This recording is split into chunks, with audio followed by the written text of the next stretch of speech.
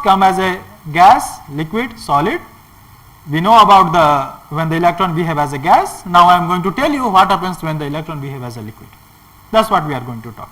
Okay.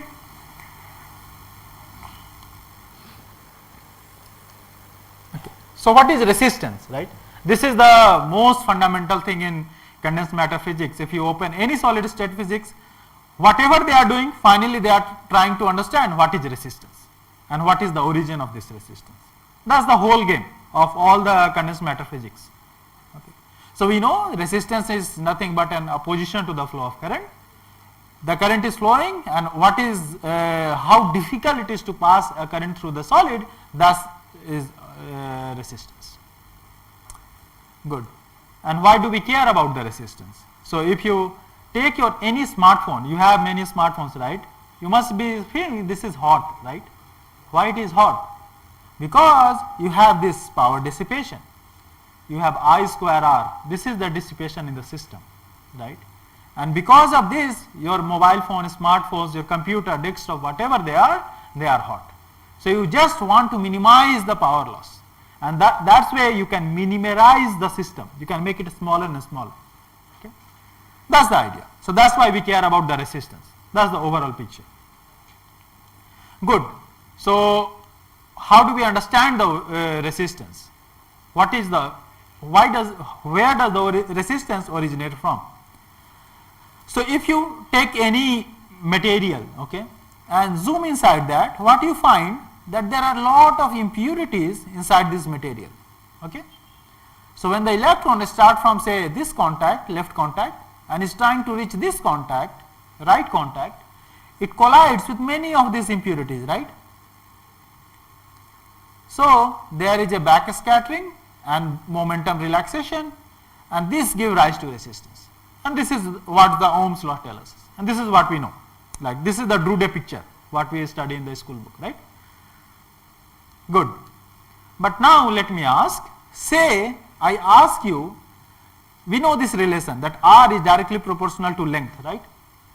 If I make my devices larger and larger, resistance will keep increasing and so on, right? So if I have some detector, imagine some detector with which locally, say I come to some point, locally I come to this position and now I am moving my detector. So what is the resistance at each of these points?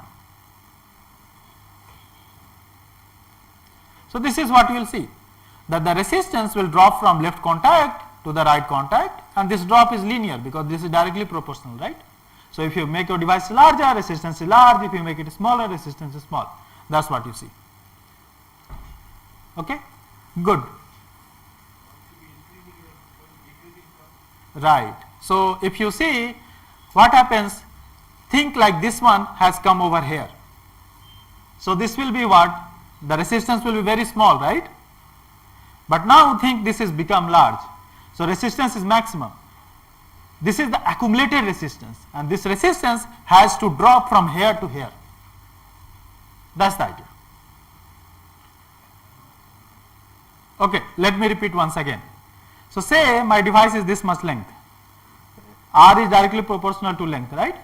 So it has large resistance. Say device is this much length, small resistance, right? So think that this source has come to this place. So resistance will be very small. That's what you see over here. This is the length. Yeah. So you are measuring local resistance. It's not one number. At each point you measure the resistance. Okay? You are going here, measure what is the resistance, and so on. Okay? That's the idea. Good. So now let's try to ask, think now you have some device where there are no impurities. I am saying this device is completely free of defects. There are no impurities at all. Okay? So what we will expect? There are no impurities. So each electron which is starting from this will reach this one, right? So what will happen to this? Oops.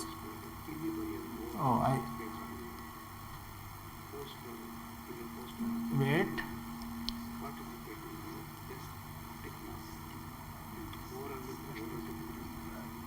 Okay, so this is what I wanted to show.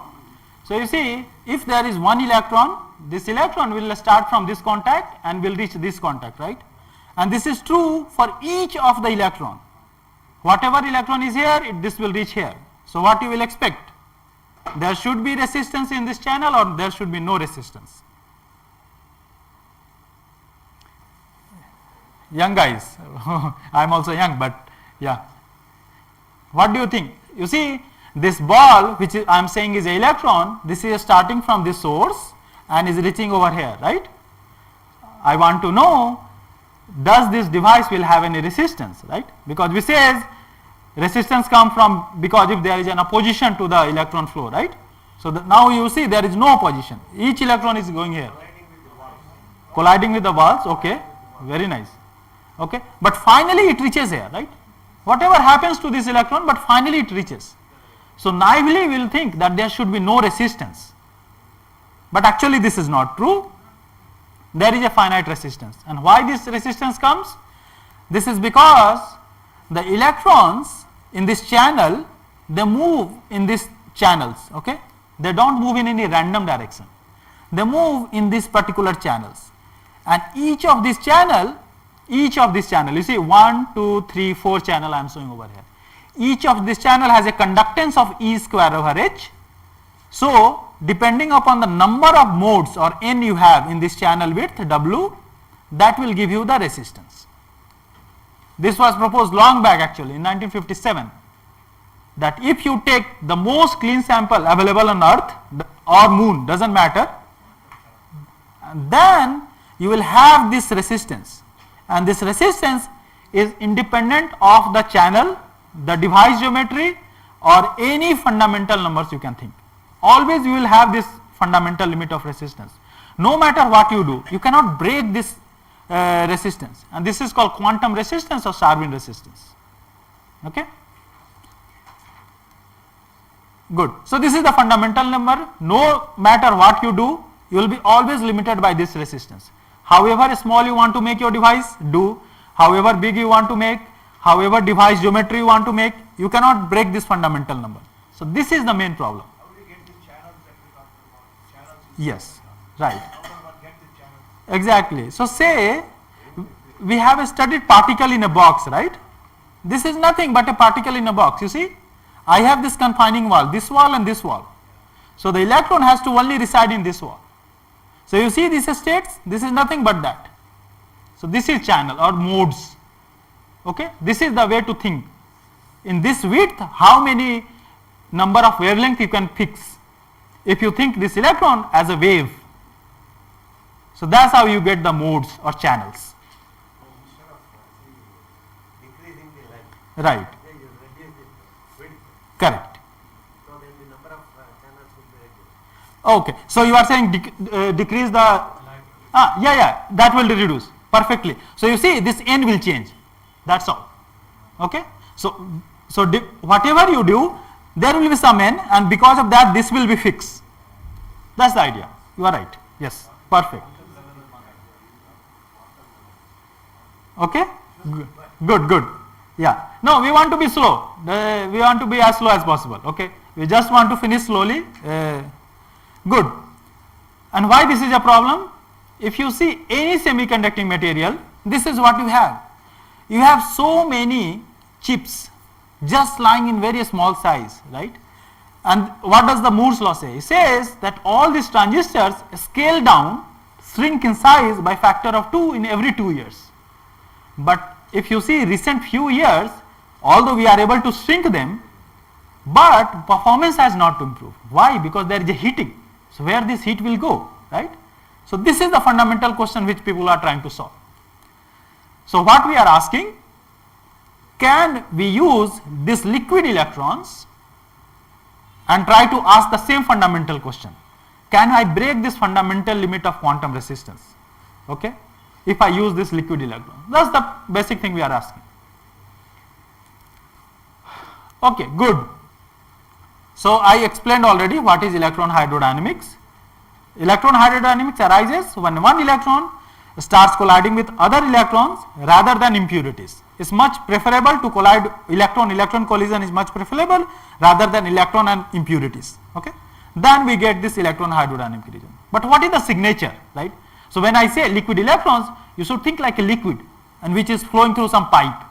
So say this is my pipe, okay, and liquid is flowing through this pipe. So where the velocity will be maximum in this pipe? At the center, right? Exactly. So this is what we will find, that the maximum velocity of the electrons will be at the center. So if I need to really detect that these electrons are like a liquid electrons or hydrodynamic electrons, then at the center the maximum velocity should be there, right? And this is what have been done. So now think like this picture. This is the width and this one is the profile of electric field. And you see maximum is at the center. And this is the signature that these electrons are hydrodynamic electrons. They are no longer just some random electrons moving around or the ballistic electrons or ohmic electrons. Okay. You are manufacturing the liquid electrons. So They are not present in the natural state. okay, good question. So the question is, I will just repeat, how do you go to this liquid electrons or hydrodynamic electrons? Okay, how do you go to this state? So I have my device, but now in this device these are gaseous electrons, but I need to go to this hydrodynamic electrons. How do I do?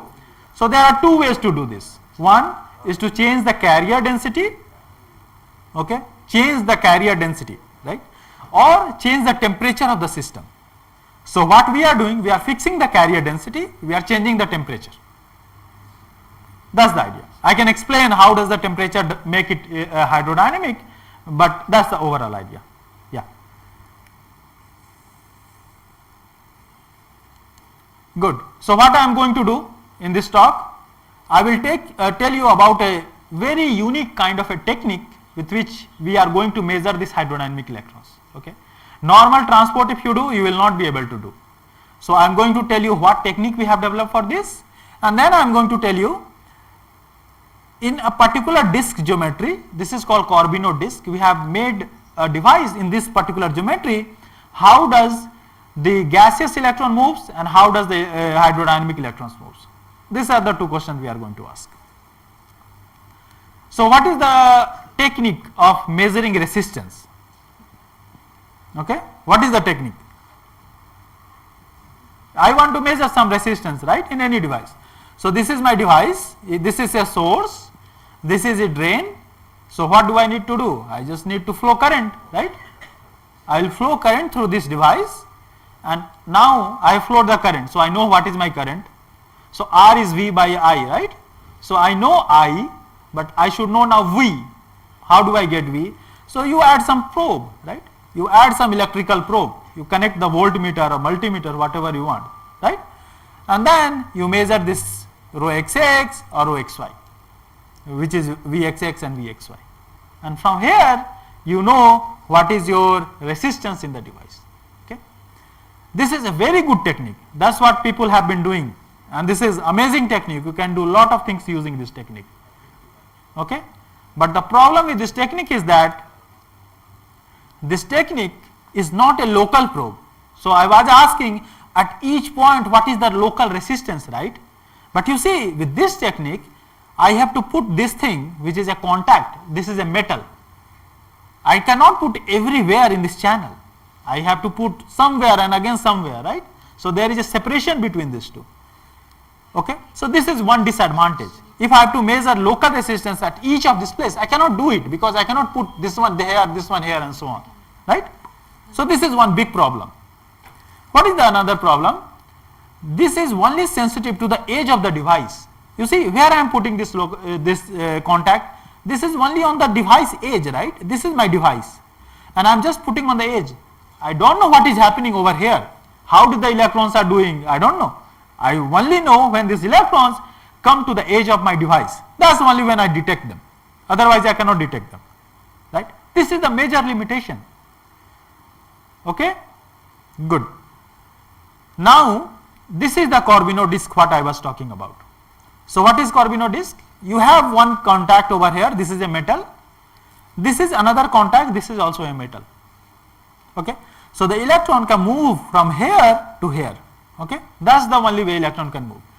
Very important to note, this is the one of the most important slide. Okay. This is a straight channel which we are used to. Electron moves from here to here, right?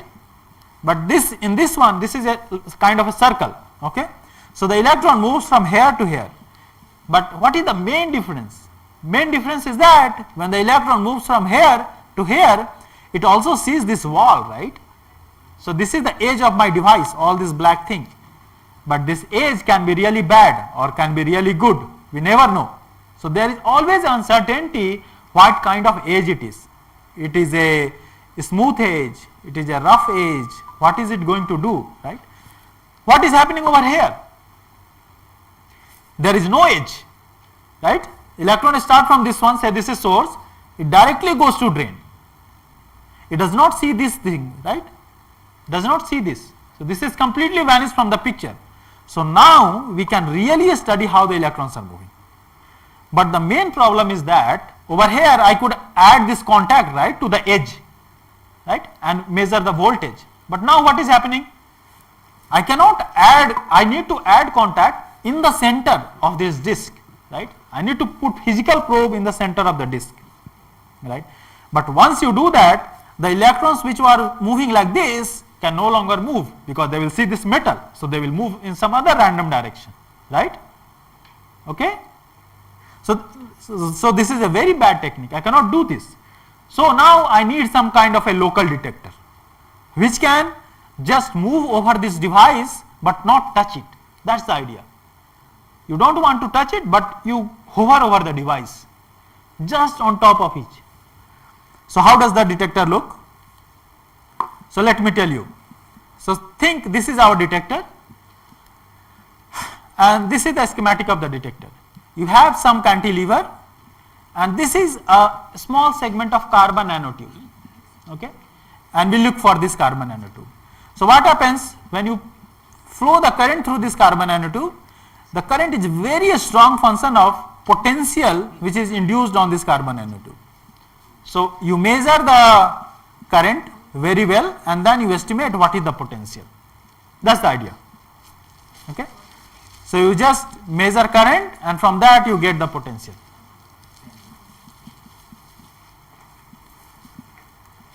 Okay, and this is how it looks like.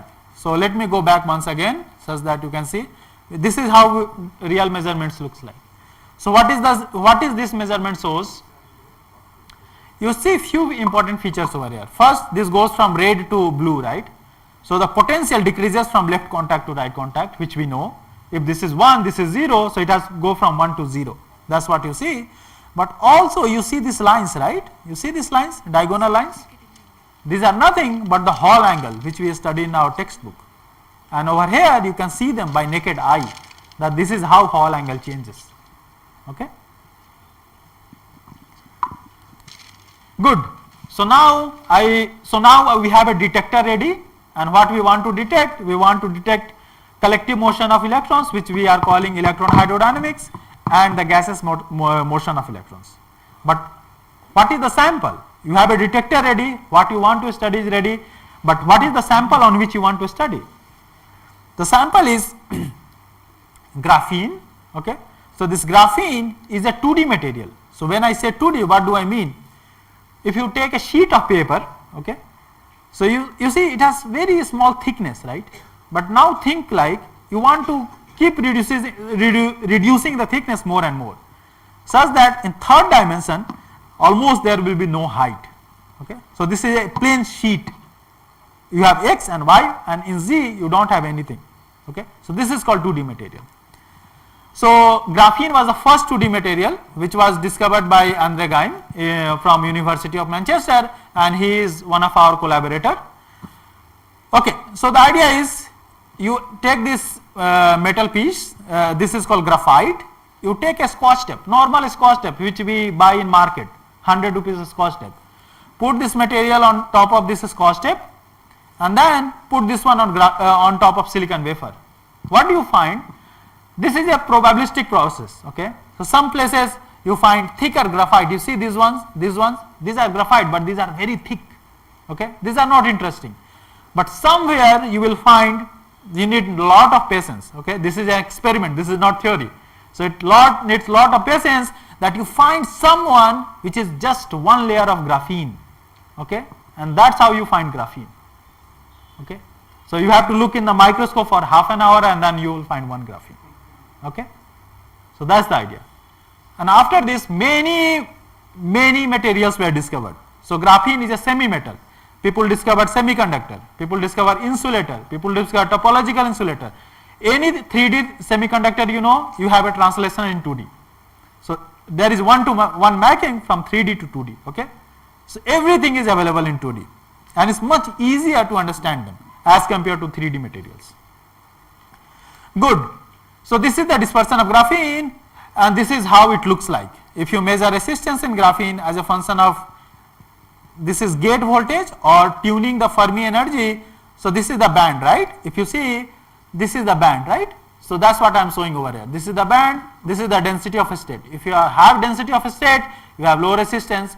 If density of a state become negligible or zero, you get high resistance. Again, when the density of a state is in hold up region, again resistance drops. So this is the typical signature of resistance in graphene. Okay. Now I am going to ask one of the most fundamental questions. Okay. Good. So where is this resistance? Okay, I told you this is the resistance, but where is this? Like, what do I mean? If I show you this channel, okay, I ask you, there is the resistance, some resistance. We measure with multimeter, you get one number, some say 10 ohms. But where is this?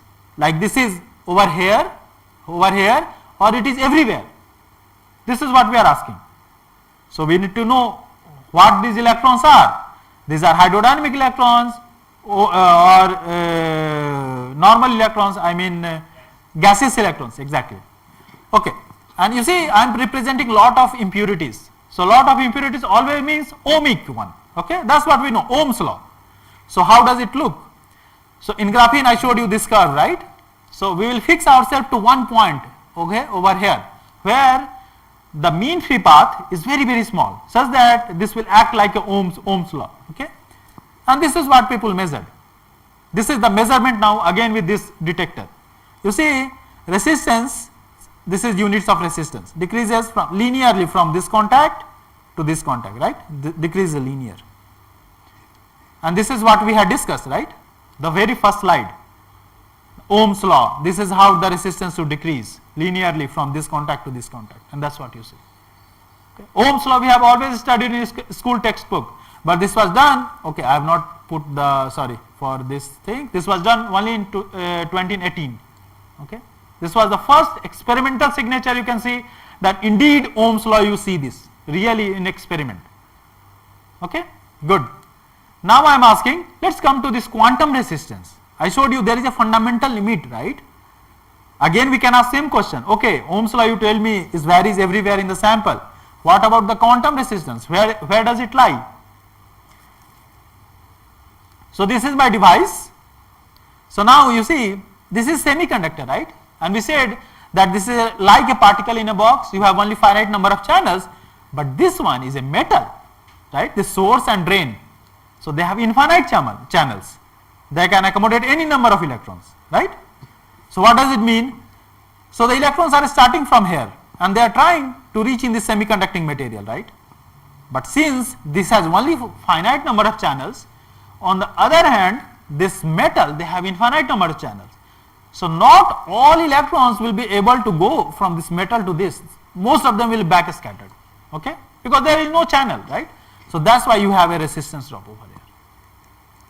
And you can see that half the resistance by symmetry will drop here and another half over here. Okay. So when the electrons are moving like a bullet, ballistic electrons, there will be no resistance drop into the bulk of the device. It's completely flat. But there will be resistance drop over here and here, such that overall drop is still quantum resistance or Charvin resistance, which we discussed. We are not able to break that. You see this number is still 1, which is normalized by this Charvin resistance. So still it is Charvin. Okay, but in the device it is not dropping, but it is dropping near the contact. So can we see this experimentally now? Let's ask same question, right? So we are talking about this ballistic electron. Each electron is moving from here to here, right? So you think there is no resistance, but I just showed you that there can be resistance on the contacts. Okay. So where do I measure this one? We measure over here at high carrier density, and this is what you see. You see, almost half the resistance drops over here, and another half drops over here, right? And over here, almost it is flat in the bulk, right? And that's what we discussed in the last slide. In the bulk, almost it is flat. What you see over here, and over here there is a drop in resistance. And this was again verified experimentally in 2018. Good. So now you may be thinking something is wrong because everything is happening on the contact. We never know what kind of contact it is. Okay. So let's try to put this resistance not in the contact, in the bulk somehow. Let's do some trick. So what we are going to do, think this kind of device geometry. So over here you have a larger width, over here width decreases, and again width over here increases. So what will happen over here now? Think like an electron over here.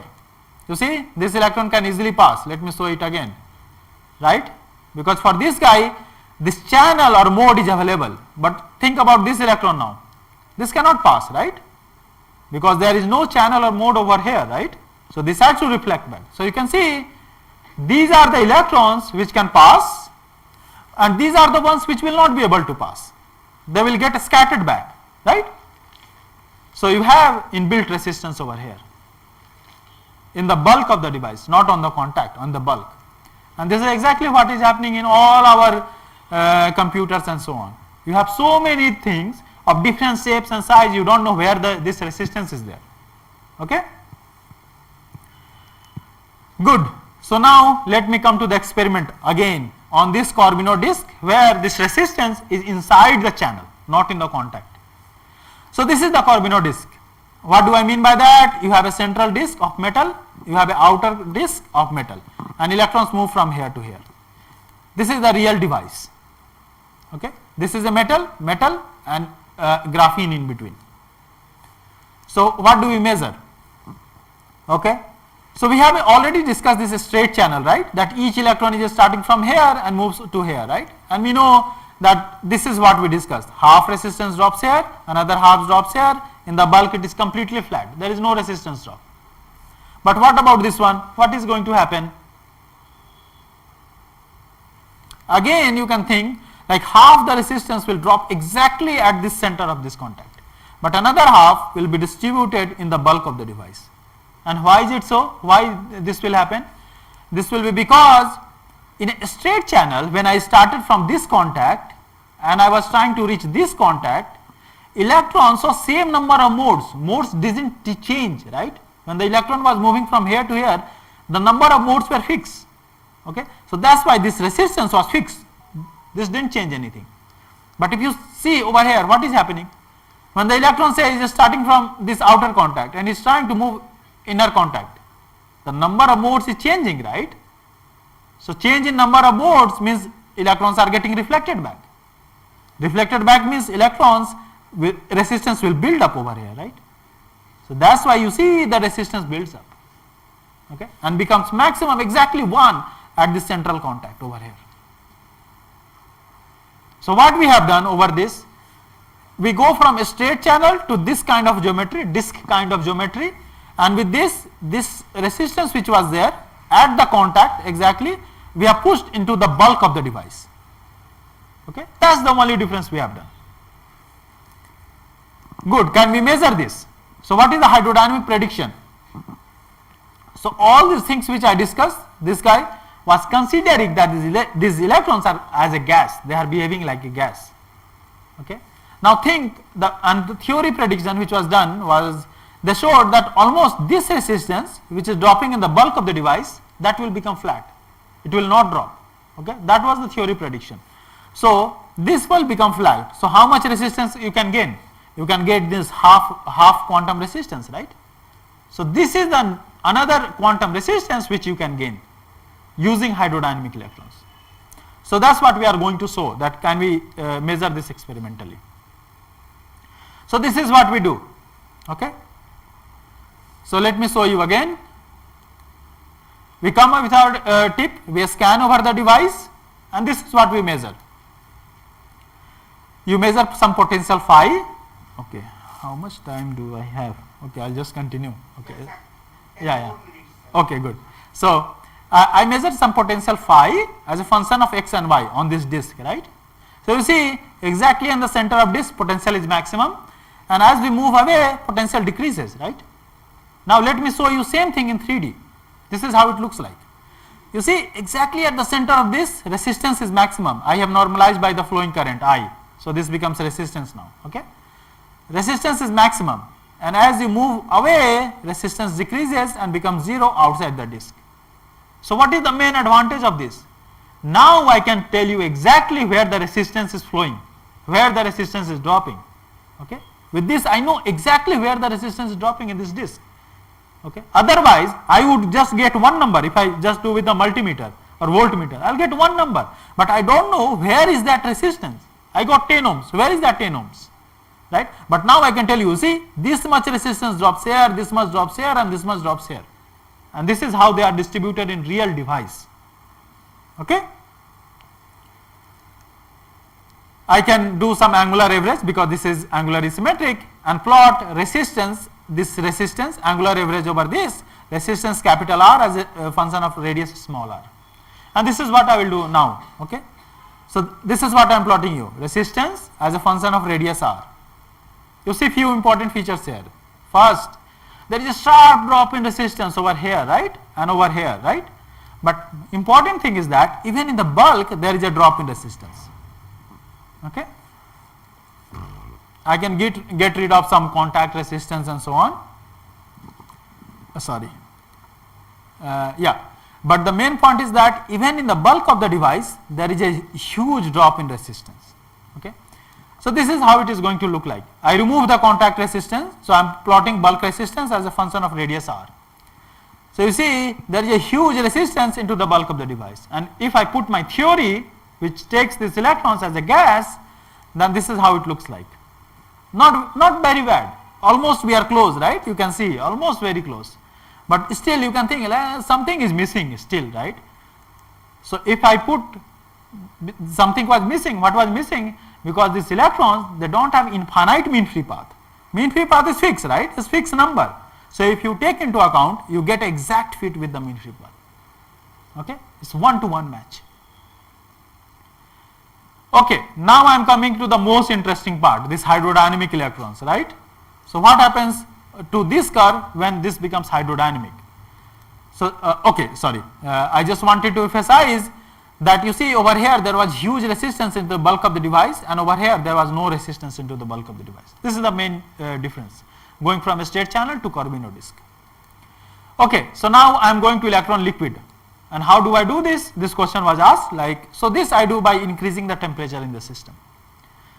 So I am going to look at this curve. This is the same curve which I showed in the last graph, only this axis, x-axis is now log axis. Okay, that's the only game I play. With increasing temperature, what should happen? Resistance should increase, right? Because there will be electron and phonon in the system. So resistance will increase. But what is happening over here?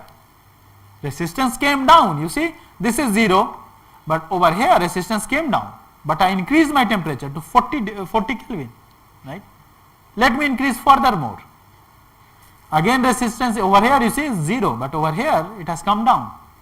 It is now 60 Kelvin, sorry. Okay. So with increasing temperature resistance is coming down. Okay. Let me increase furthermore, then you see, oh, okay, then it starts to increase. But you have this thing where the resistance goes down and goes up. So what is going on? What changed over here, right? What is happening? You see, if you look at this blue curve, this has this curve kind of shape, right, which we said arc sine in the last one. And look at the red curve. This is a straight line, right, in the bulk. And if you calculate this Ohms law in this disk kind of geometry, it comes out to be this log. So what is it saying? It goes from this curve kind of shape to this straight line. If it was just a normal ohmic addition, then on this curve there will be ohmic addition. Still it will be a curve, right? But now that curve has vanished, means we have completely removed this resistance. get rid of this quantum resistance somehow. Okay. So I will remove these slopes now and tell you how does this going to look. So I am sorry, what is this? Okay. So now I am going to take all of this curve, remove the ohmic resistance. Okay, this straight line, and this is how it is going to come. So I am plotting the same curve, removing ohmic resistance. So you see this curve is dropping, very nice. That's what we saw. With increasing temperature, it came down. Further increasing temperature, it came down. Again increase, more down, and at 140 again it is down. Okay. So you see what we have done. We have reduced the overall resistance by this much amount, right? Now this is the resistance, 0.2 ohms in units of Charvin. Okay. And when it was like a gas, it was like 0.45 ohms in units of Charvin. So we have completely removed 0.2 ohms roughly when this electrons becomes like a liquid electrons. Okay. What is more interesting, you see in the bulk now resistance is 0. Okay, but this is not a superconductor, don't confuse with that. In the bulk of the device resistance is 0, and this was exactly predicted theoretically. I showed you this curve, right? So that exactly we observed. And this we did a theory calculation, and you can see exact 1-to-1 match. Okay. So this is the main result. So you have hydrodynamic electrons, and these hydrodynamic electrons can reduce the overall resistance of the device. Okay. Good. So what did I change, right? You can ask me this question, like you showed me this curve. Can you show me what happens to this with hydrodynamic electrons? I only showed you with the solid gaseous electron. So what is going to happen? In this case, since I told you that when we say hydrodynamic, this electron start interacting with another electron, right? They indeed interact. So what is going to happen? This electron which is here, this was in one channel, right, initially, but now since they are interacting, they can jump from one channel to another channel and so on, right? So it can happen something like this. Okay, you see this? Let me show you again. So these electrons are no longer confined to any channel, and they can move like this. That's why you can decrease the overall resistance, because now the current can flow, electrons can really flow. Okay, and this is because these electrons are interacting. That's the only game we have played. Okay, good. So just to summarize, I told you about this new kind of a technique in which you can measure the flow of electrons without disturbing them. You do not disturb these electrons, and you can measure it. Okay, and another thing is that when these electrons move like a ballistic electrons, like a bullet, then you have a resistance in the bulk of the device. And when you go from gas electron to liquid electrons, actually you gain indeed a lot of resistance. You reduce the resistance by a lot of amount. Okay, that's all. Thank you.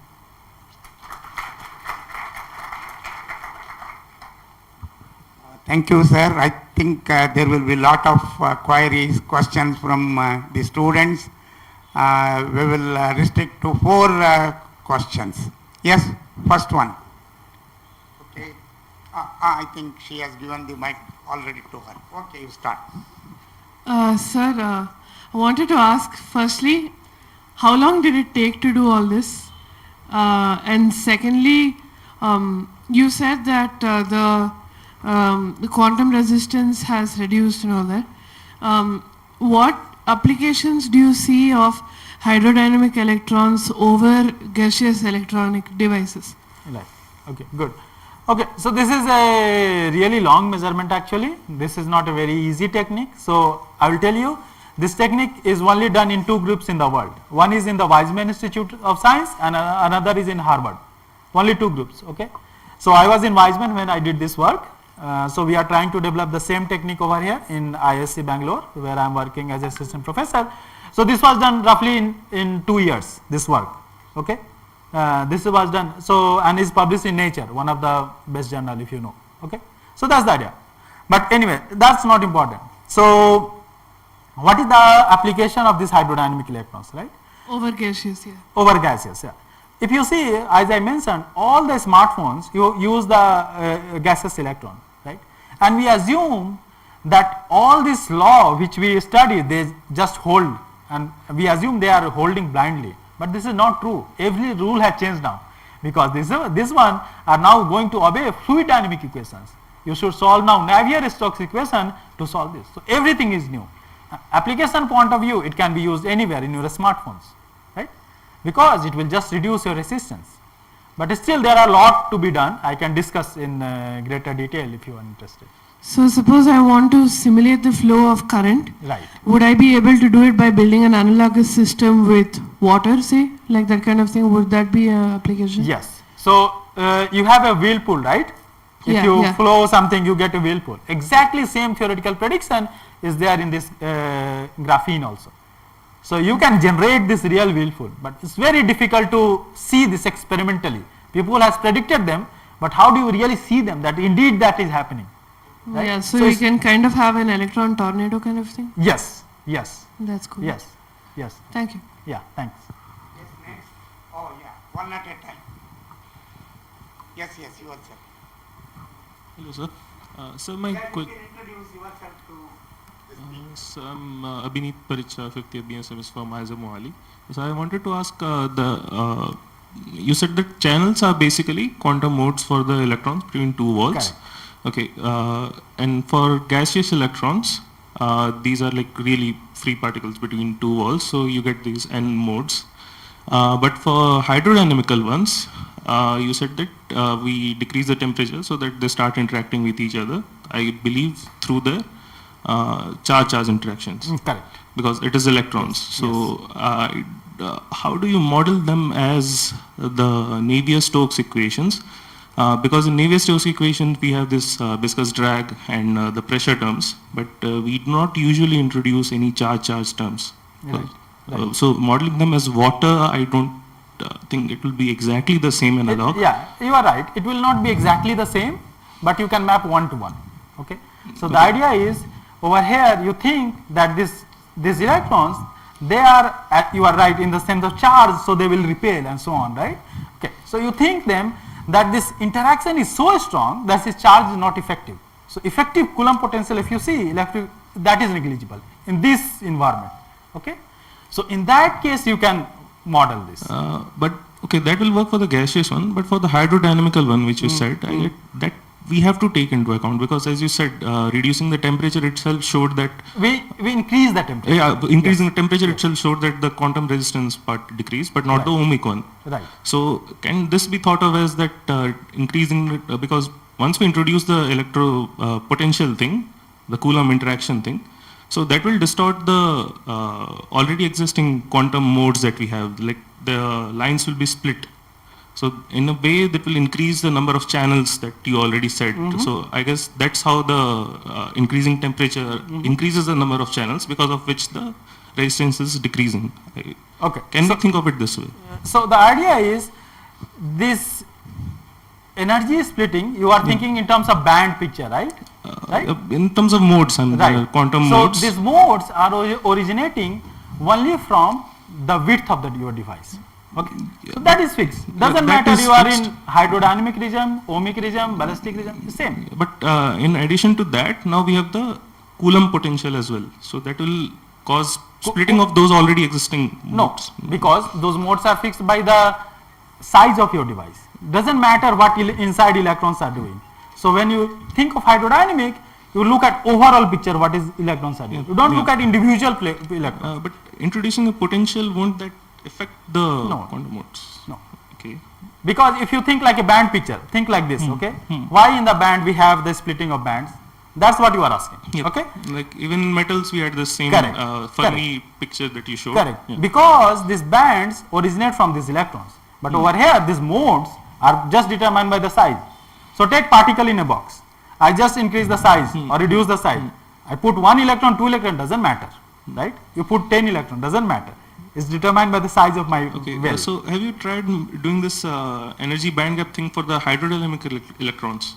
No, it doesn't work that way exactly.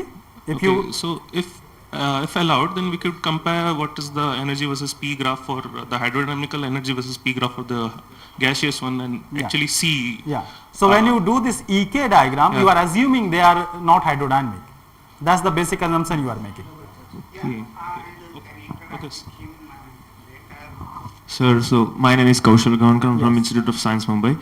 So the thing I didn't understand, it's like a simple question, but as you said, the temperature, as you increase the temperature, the quantum resistance was decreasing. Correct. And it depends on the electron's state, because it changed from the gaseous state to the liquid state. Correct.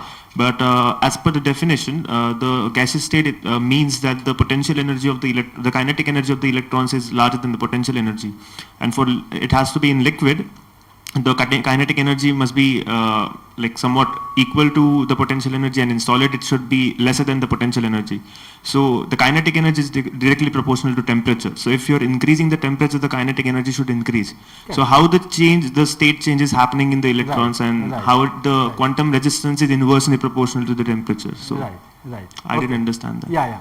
Okay, good. Very good question actually. So you see, it's always a very slippery ground where you can think like this. So what is happening? Let me rewind once again. When we say Ohm's law, what do you mean by that? So we compare few length scale. Always think in terms of length scale. One length scale is mean free path. What is mean free path? When the electron is going, it collides with some another impurity. That is my mean free path, and this is average of this. Okay. And when this mean free path becomes smaller than the system size, length or width, then you would say this is ohmic region, when they behave as a gas. Okay. There is another regime called ballistic regime. What is ballistic? When this mean free path becomes larger than length or width of the device, then it is ballistic regime. In the hydrodynamic regime, there is another length scale which we have forgotten these two, which no textbook discusses. If you open Astrof Marvin, this says forget about electron-electron interaction because they are negligible. That's the statement. Okay. There is another length scale called LEE, electron-electron scattering length. This is momentum conserving. You do not lose the momentum. Okay. So what is happening? Overall, when the electron collides with the another electron, it doesn't lose the momentum. Overall momentum is conserved, and this electron-electron collision is much larger. Okay. That's how you can describe as a hydrodynamic electrons. So that is the definition. When I say this kinetic, this is a very vague thing. Okay. This is not the exact definition. This is the exact definition. Yeah. Good. Any other student, participant? Yes, if there are no questions from the student audience and anybody from the senior faculty. Yes, sir. Yeah. In one of the slides, you showed the electrons, electron velocity gradient. The concept of viscosity will not come here, flow viscosity. Viscosity is there, but in this discussion, I try to avoid this. Okay. You can do exactly same calculation, assuming this is a viscous fluid. Okay.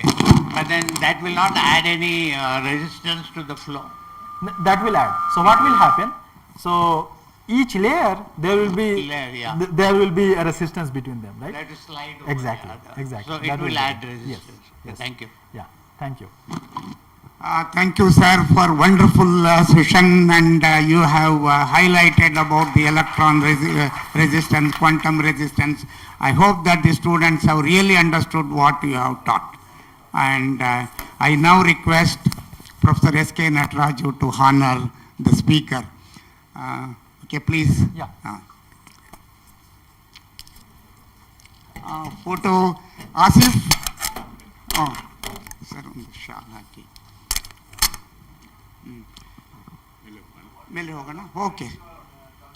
Madam, I am requesting Anand Kumari also to join, President of RC 12A. What is the value of recurrence? Right. This is micro. Sir, ಮೇಲೆ ನೀವು ಆಯ್ತು okay ತಗೊಳ್ಳಿ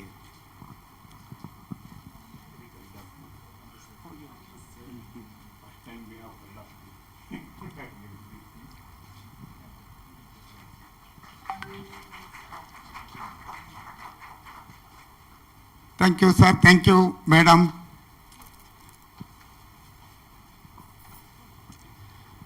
And now we will go for the oral presentations by the students. And actually, as per our list, I think OP 17, 18, 19, 19 I think already over, 20, 21, 22. I just come back after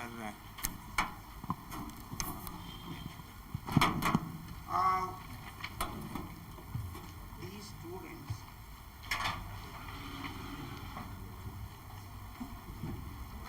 Just 1 minute. Will come.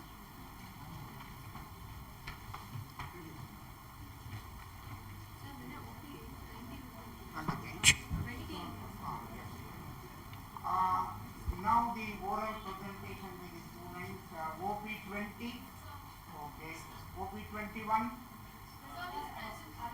okay, OP22,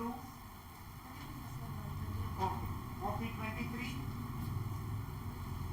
23 is available, okay, 24, okay, 25 is already done, 26. Now again you will have 10 minutes only, 8 minutes presentation and 2 minutes question and answer. And first you have to upload your presentations at the registration desk or with us in our computer room. Okay, please go and upload your presentation. Anybody has missed the presentation? First day, second day? Yes, all of you have completed it, and only these 5 presentation. And have you already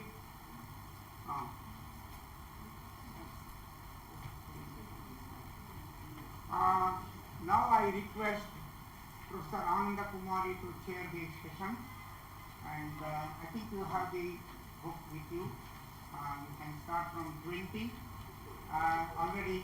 Madam, you can recheck. I request R.S. Geeta to hand over the bouquet to Madam Anand Kumar. So Madam, actually 10 minutes means 8 plus 8 minutes, they have to stop presentation, 2 minutes discussion, question and answer. Okay, you can call by one, 20 onwards. 25 is already done. Time I think Bell is here. Can we go to Bell and it really? Yes. Because RS till so she is doing other work.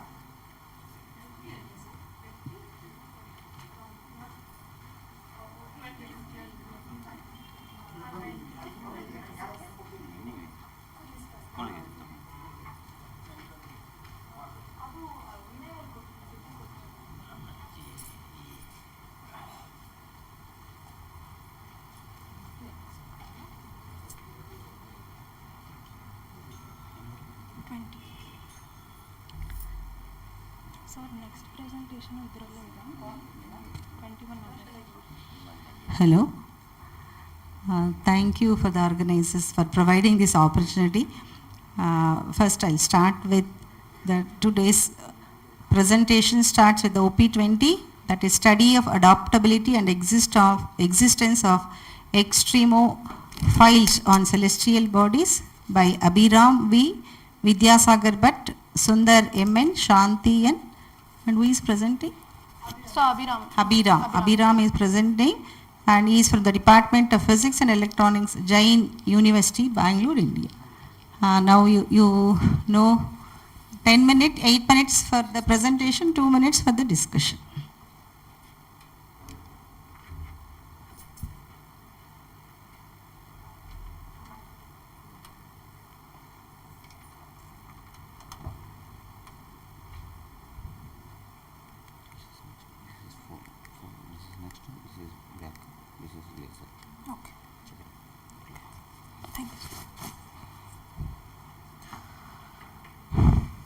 Excuse me, I'm a little nervous.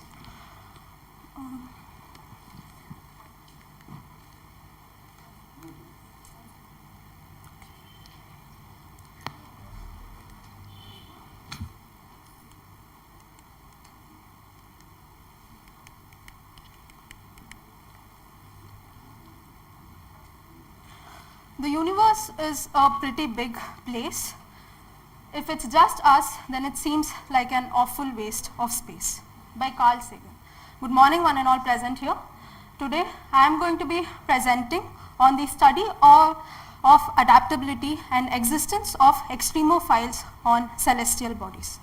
One of the most widely accepted theories, which is the Big Bang, suggests that Big Bang happened about 14 billion years ago, and there was the formation of subatomic particles, and after millions of years atoms started forming, and about 380 million years later one of the the first stars and galaxies were formed, and 9 billion years later the solar system and our earth was formed. How did life on earth come about? One of the theories is panspermia theory, which suggests that life on earth came from other celestial bodies through space dust, meteoroids, asteroids, etc. Another theory is called abiogenesis, where the chemical compositions, there was combination of chemical compositions, and abiogenesis happened. But it's not a simple process, it's a pretty complex process, because the simple chemicals first form polymers, then there is replication of these polymers, and then something called a protobiont forms. So a protobiont is the pre-stage of single-celled organisms called prokaryotes, and bacteria came about to be, and that's how life evolved on earth. Up until 1970s, it was believed that life on earth was dependent on the energy from the sun, until there was a deep sea exploration in the Pacific, where they found that they were organisms that survived, like clams, giant tube worm, mussels. They were alive, they could reproduce, they could live, survive without the sun's energy. How is that possible? That brings us to something called extremophiles. So extremophiles are organisms that can survive under extreme conditions. They are ecologically dominant, they are easily adaptable, and they are classified as extremophilic and extremotolerant. Extremophilic organisms are those that can survive, reproduce, and grow in extreme conditions. Extremotolerant organisms are those that can tolerate extreme conditions, but with much more exposure to these extreme conditions, they die. So conditions may include high temperature, low temperature, which is below 20 degrees centigrade, minus 20 degrees centigrade, alkaline systems, acidic systems, high pressure, ionizing radiation, etc. These are some of the extremophiles. This is an alkalophile, acidophile, a thermophile, and psychrophile. Thermophiles are those that can survive under extreme condition, extreme temperature. Psychrophile under low temperature. Alkalophile, they can survive in basic medium, extreme basic medium, and acidophiles, they can survive under extreme acidic condition with around pH 1.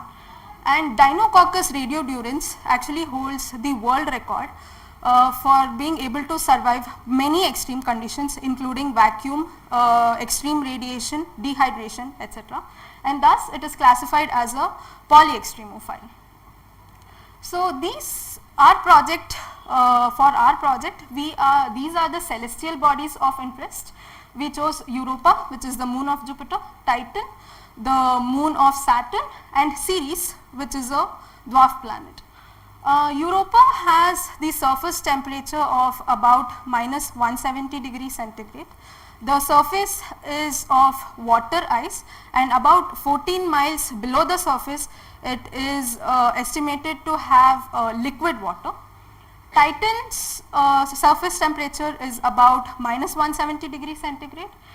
They have huge oceans and rivers of methane and ethane, and here also liquid water is on the crust.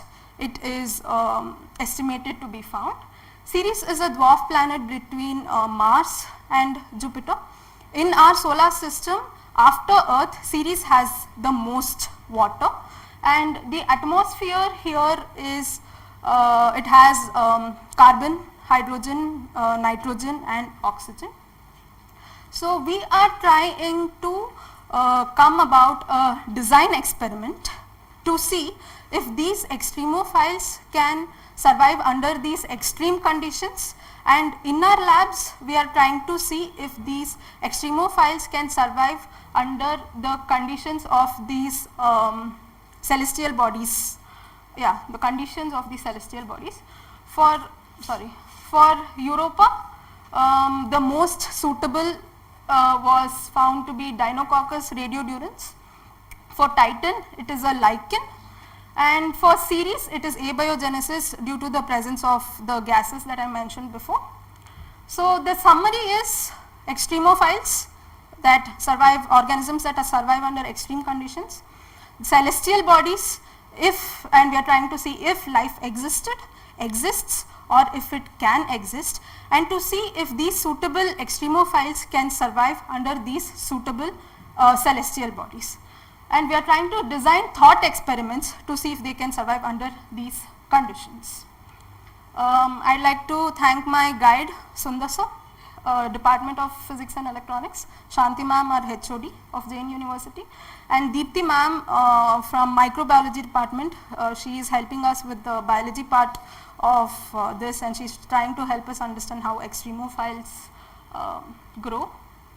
These are the references, and I would like to end by quoting a quote from Arthur C. Clarke, who's a sci-fi writer. Two possibilities exist. Either we are alone in this universe or we are not. Both are equally terrifying. Thank you. Any questions? Congratulations Yes, for finishing within on time. Now it is open for discussion.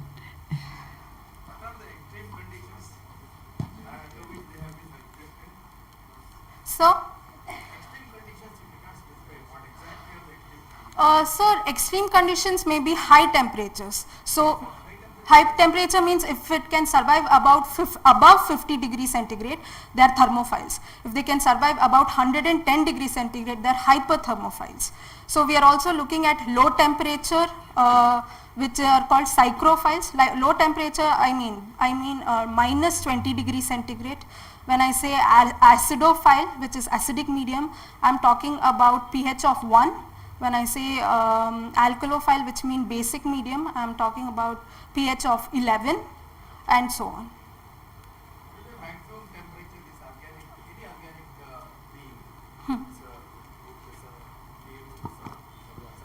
Survive. So as of now, according to my knowledge, as of now, these organisms are not. If I'm talking about low temperature, higher temperature. High temperature, then 122 degrees centigrade. Afterwards, the bonds break. Yes, sir. We are still trying to understand this. Is there any studies on? Are there any studies on subjecting these organisms to pressure? Yes, sir, there are. Okay. What is the range? So 1100 bar. I had mentioned that in my PPT. Collector. 1 minute. I don't know, how do I go back? That's okay. So I had mentioned in that table. Thank you. Hi. Look at the comets, which are supposed to be strong candidates for life. Comets. Comments, sir. Yes. Did you not look at the comets for life? So as of now, for our interest, this is what we narrowed down to. Of course, it's because it's an ongoing project right now. For my MSc, we are still looking at the Because there are some theories about the origin of life on Earth through cometary material. Yes, sir. Like that. So there would have been more, easier candidates for searching for life. Yes, sir. And you also mentioned water availability in some of the what are those satellites. Yes, sir. who has done the measurements and who has discovered the water answer there, for example, this Titan and others, who has actually found out water? I mean, So like Factually. Voyager 2, it was an estimation, so yeah. Yes, sir. In these extreme conditions, you didn't mention magnetic field. You did not mention magnetic field in these extreme conditions. Yes, Do you sir. mean to say these early life forms have no effect on magnetic fields? Because magnetic field has been changing continuously over a certain periodicity. Yes, sir. So, as of now, according to my knowledge, and as far as I've seen the research papers, a magnetic field wasn't mentioned, sir. Yeah, so not very sure. Is not an issue. But do you think magnetic field have any role? Yes, sir, probably. Extreme. Yes. Hi, I just wanted to know if you are actually subjecting these extremophiles to these extreme conditions in your laboratory, and what are the future prospects? Like once you identify that these extremophiles that you have chosen could actually survive in the conditions that in the selected celestial bodies, then what is your next step? What is my next step? What are you going to do next once you identify that these extremophiles could survive in those extreme conditions? I mean, isn't it fascinating to even just think about life beyond Earth? It's a, like I mentioned, it's a very long time process. So, yeah, I don't know if that answers your question. Hi, I have a doubt. Yeah. So when we see these extremophiles, I've heard that some of them can resist a lot of gravity, Yes. acceleration due to gravity. Now, when we generally design spaceships or spacesuits for these kind of missions, like things that go in the future, especially launches where there's a high amount of gravity, do you think there could be an application of the kind of structure that these organisms hold to protect themselves within spaceflight? Do you think there could be an application? I'm sorry, you're asking how they can protect themselves? Yes, how they can protect themselves, Okay. and whether that can be used in like designing spaceflight protection. Okay, to answer the first part of your question, yes, these, according to my knowledge, these extremophiles have something called protein layers. Okay, they form protein layers over themselves to shield themselves from these extreme conditions. Okay, and they have extra sets of genome and DNA. So even if something life-threatening happens, they can duplicate the DNA much faster to survive. Okay. Okay. And what was the second part of your question? Could the kind of things like from what you mentioned, I feel it's like protein folding kind of thing. Yes. So could that kind of thing be replicated for spacesuits and all that? So to protect humans in spaceflight, do you think, or is that something that has been looked at, or it's something that needs to be looked at? Okay, I'll try to answer how much I understood. Yeah. How can we build space suits when this is a biological process? Like, No, I no. don't What I'm understand. asking is like the structural stability of those things, and from what I see, these extremophiles are. We can have the discussion later. I think we can proceed with the second talk. Thank you, and Thank you, ma'am. congratulations for your team for a nice presentation. Thank you. The next talk is OP21, that is tidal interaction, study of interacting galaxies through data from New Age instrument, and the presenters are the Vidya Sagar Bhatt, Abhiram M, Sundar M, and Shanti N, Department of Physics and Electronics, School of Sciences, again Jain University, Bangalore. Now again 8 minutes plus 2. Who is presenting here? Abhiram Vidya Sagar. You have the 8 minutes plus 2.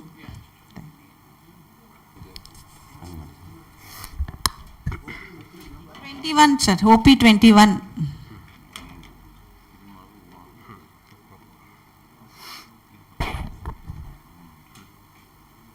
So page number 34.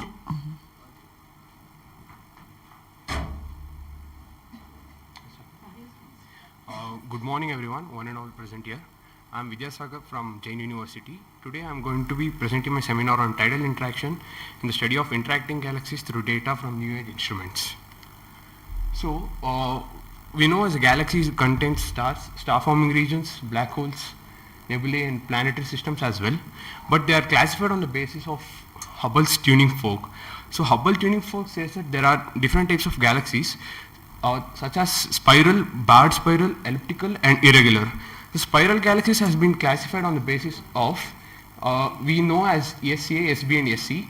So SA galaxies are the one which the spirals are closer to the nucleus of the galaxy, and SB and SC are respectively further away from the nucleus.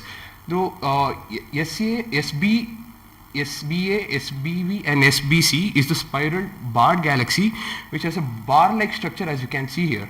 So those are called as a barred spiral galaxy. So the third type of galaxy is elliptical galaxy, which is classified on the basis of the eccentricity.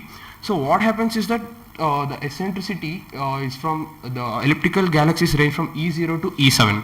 So E0 being the eccentricity is almost close to 0. So the E0 galaxies are almost circular like structure. So next type of galaxy is irregular galaxy, which doesn't have any shape, and some of the examples are small Magellanic Clouds, large Magellanic Clouds, etc. So when we talk about galaxy interactions, there are many types of galaxy interaction. I'll be talking about the three types of interaction, and the one is satellite interaction. In this simulation you can see the Milky Way is interacting with the Sagittarius dwarf galaxy, which is the dwarf galaxy nearby to the Milky Way. So this interaction already happened at 7 billion years ago, after Big Bang, sorry, my bad. So what happens is that this Milky Way has more mass compared to this dwarf galaxy. So what is happening, the dwarf galaxy is getting tidally interacted to the Milky Way, and you can see it's the main body is getting ripped apart as the Milky Way, as it tidally interacts with Milky Way over the period of time. And this graph also we can see when it come closer to the Milky Way, the star forming regions and the stars are formed. You can see the graph its peak. So the next type of galaxy interaction is galaxy collision. So galaxy collision is a process where two galaxies they collide head on each other. So this is another simulation of Milky Way, our own galaxy and our nearest galaxy, which is Andromeda galaxy. So in about 5 billion years, both Milky Way and Andromeda is going to be head-on collision with each other. So in the simulation we can see they come across each other, their path crosses, and due to the tidal interaction again they collide, and their supermassive black hole which is present at the center will merge into one big elliptical galaxy. So the third type of galaxy interaction which I will be talking about is the galactic cluster. So what happens in the center of galactic cluster? In the galactic cluster there are billions of galaxies, and as the center of the galactic cluster has a huge mass, so the gravitational force or the tidal force is huge in the center. So the galaxies near the center will always be interacting tidally with the galactic center or the galaxy cluster center. So these are the two images. This is the galaxy cluster IDCS J1426. It's the images. It's the image multi-wavelength image of X-ray, infrared, and visible. And this is also known as bullet galaxy cluster, which is the two colliding galaxy clusters. And it's the image of Hubble and Chandra X-ray Observatory superimposed. So now let us understand what a tidal interaction. Tidal interaction is basically same as gravitational interaction, gravitational force, but the thing is tidal interaction is a differential effect of gravitational field. That means that as the gravitational, the tidal force is not similar from the center of mass to the edge. So it reduces gravity gradientially, my bad. So if the two bodies need to interact tidally, they need to come across the sphere of influence. So what is sphere of influence? It's a distance where the two celestial bodies will start interacting with each other as soon as they cross the sphere of influence. So this is a simulation of two colliding galaxies, also known as the mice galaxies. In this simulation, we can see the two galaxies, they collided with the tidal interaction, and as the time evolves, we can see how the galaxies they collided, and the tidal tails, as we know, is being flown away to the space, and due to the gravitational pull, again they are pulled back to the center. So this is the image of the same exact mice galaxies, which is taken by Hubble, which is presently what we see right now. So for our project, we need to study about the new age instruments. That one thing, one instrument which I'll be using more is the James Webb Space Telescope, which was launched last year, December. So it covers the wavelength of 0.6 to 28.3 micrometer from orange visible to mid-infrared. So what happens is that the Hubble, the JWST telescope can be used for the early observation of galaxies and the star forming regions, which were hidden before because we couldn't see the infrared, deep infrared as we have the instruments right now. So this is the comparison of how Hubble and JWST images can be seen. So this is Hubble is entirely optical, and this is superimposition of Hubble and Webb, and this is the only Webb superimposition, which is the near infrared and the mid infrared region of this particular galaxy M74. So the next instrument telescope which I'll be using is the ALMA, which is Atacama Large Millimeter Array. So it deals with the wavelength of 0.3 millimeter to 3.66 millimeter, which is in the radio waves. So it is basically used to study the gas clouds and the star forming regions. This telescope is used in a variety of images to study more about the star forming aspects. So another one which I'll be using is the GMRT, which is the Giant Meter Wave Radio Telescope, which is our own India's telescope, which is in Pune, and this deals with the wavelength of 0.2 to 6 meter. So this is again a radio wave telescope, and this telescope is used to study about the oldest galaxy and the formation of galaxy. So when you look at the formation of galaxy, we can see we can understand how they are formed and how they will evolve as the time evolves. So the last which I'll be using is the Gemini Observatory data. So it covers in the wavelength of 0.36 to 1.03 micrometer. So anywhere from visible to the infrared. So this is basically it gives a spectroscopic analysis in visible and near infrared. So this will be used mainly to know the evolution of stars and the star forming regions. So our future work is in this project is about to study about the galaxies merging and how they change morphologically as the time evolves. Here in this image we can see this is the Hubble Space Telescope image, and we can see the two galaxies. They are further apart, and once they start tidally interacting with each other, so they interact and they merge into one galaxy. So this is one of our work. Our work is about to, when the interaction between two galaxies happen, we know that the gas clouds they get heated up and it leads to more star forming regions. So we want to study about how galaxy interaction or the galaxy collision leads to more stars being born in the galaxy. These are the references, and thank you. Congratulations, Abhiram, for completing within the time. And now it should go open for discussion.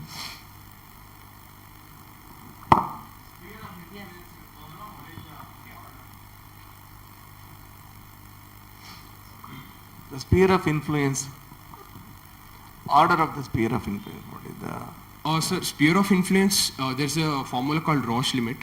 So where we apply the Roche limit, it basically takes the density of the two celestial objects, and we can see that the distance should be lesser than, if the distance is lesser than the distance between the two celestial bodies, then the sphere of influence, they start tidally interacting with each other. So it varies between the pairs of galaxies which are interacting. Yeah, yes. Okay, that's right, thank you.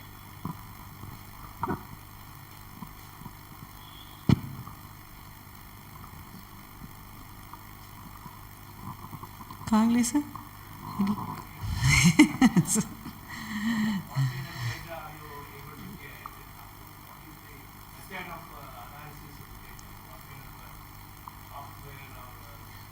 Sir.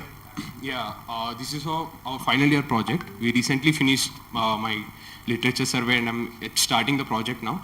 But as of I'm planning to use Python and plot the graphs and calculate how much the stars will be forming, something similar. I have to work on it. Yeah. I'll have to work on it, sir. Yeah. Any Yeah. Yes, sir. Not exactly, not every galaxies collide. Some galaxies, they just brush apart. Depending on the velocities also, they are moving. So some galaxies are moving at very high velocities, so they don't exactly collide with each other, so they just brush apart, and there's a little to very less interaction, as we know, in such type of situations. Yes. What is the interaction between, the cannibalism of galaxies we were talking about some 30 years ago, I don't know now. Cannibalism and the black hole environment. Yeah. Is there any interaction between them? Because at that time, black hole at the center was not thought about, 40 years ago. Yeah. Now, is there any work on that? Cannibalism and black holes within galaxies. Within galaxies. Yes, sir. There are interaction happens. Wherever interaction happens. Yes, sir. Whenever interaction happens, the black holes of the two galaxies also interact with each other, and they end up forming one more huge black hole. And during this process, the lot of cannibalism also takes place at the center of the two galaxies. Regarding this, I have to go through more about it, but it does happen. Any question from the student side?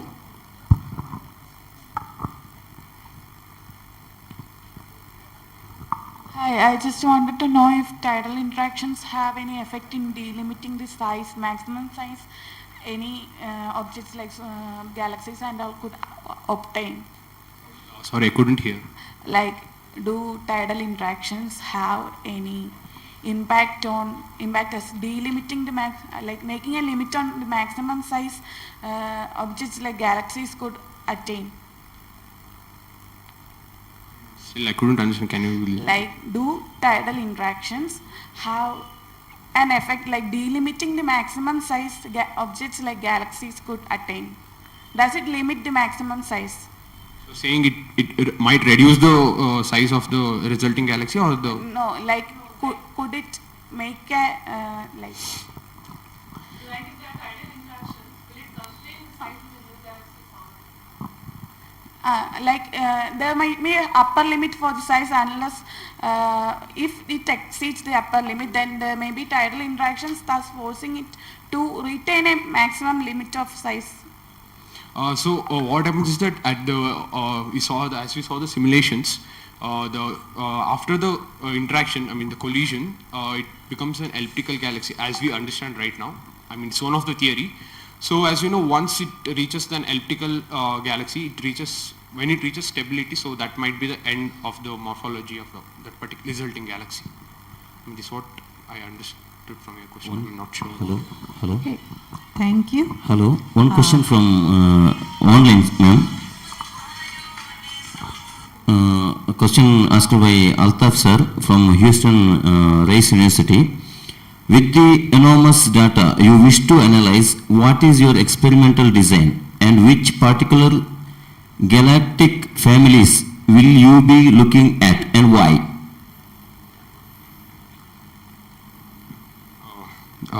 Thank you for asking the question. As when I was reading for my literature survey, I did come across a few galaxies as to study, but I'll have to narrow it down in the upcoming time as I progress through my project for my final dissertation in MSc. Okay, thank you again. Now you can. Thank you for the nice presentation.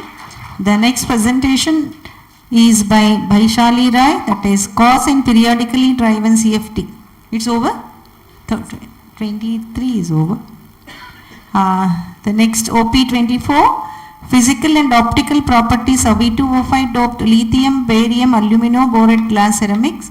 The presentation is by Siddhi Vinayaka, TS and his group. The They are from Department of Postgraduate Studies and Research in Physics, the National College, Jayanagar, Baswadi. That is from the Host College. The presentation by Chandana. Chandana, you can start 8+2. Good morning, one and all present here.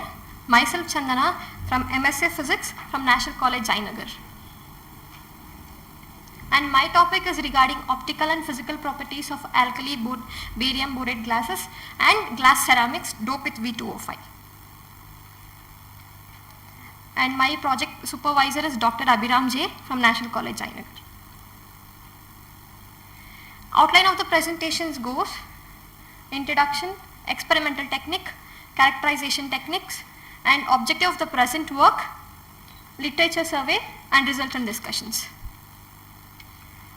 Introduction. As we know, glass is an amorphous solid and glass has a huge application throughout the world.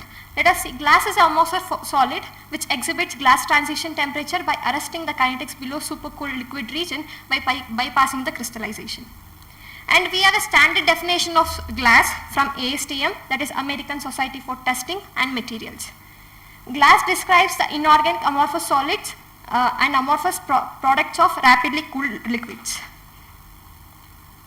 And the experimental technique that we use to prepare the glasses in our laboratory are: first, we weigh the chemicals in the stoichiometric ratio and it is transferred to the mortar and pestle and it is converted into fine powder, then it is transferred to the crucible.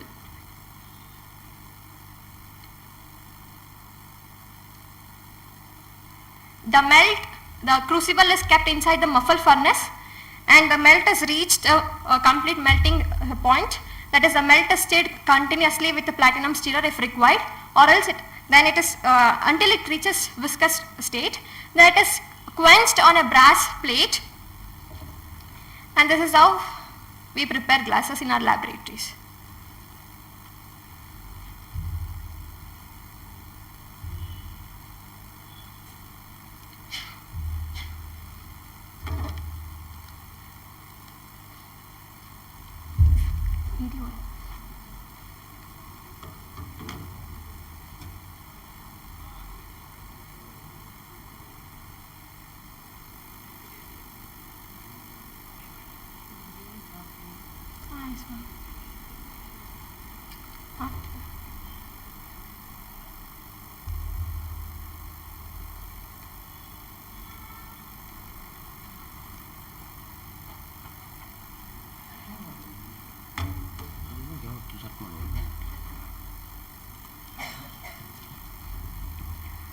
This is how we prepare glasses.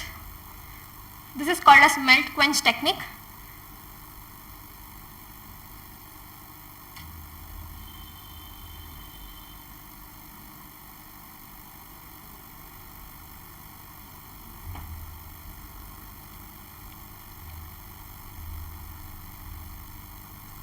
Then what is the purpose of preparing glasses? We have some purpose to prepare glass. Why it is used and what are the application? To know this, we have to send the glasses for the characterization. And the first characterization, the glasses are prepared by melt quench technique, and this is a glass matrix of a glass. And the glasses are polished well, then sent for characterization. That is UV visible spectroscopy, where it is absorption spectroscopy, where UV ranges from 200 to 400 nanometer and visible ranges from 400 to 700 nanometer. Usually UV visible spectroscopy gives information about the optical electronic properties of the atoms. Irrespective of whether it is a crystalline or amorphous solid, we get the information. And keeping that information, we analyze the data and get some of the properties. And this is how UV spectroscopy works. The light source is incidented and the UV region is selected, then it is incident on the sample and detector detects and final results are displayed on the computer. And usually refractive index is calculated by Abbe refractometer, where the fine polished glasses are placed on the surface and refractive index is determined. And my project is regarding by keeping transmittance as the value and finding out the refractive index by that.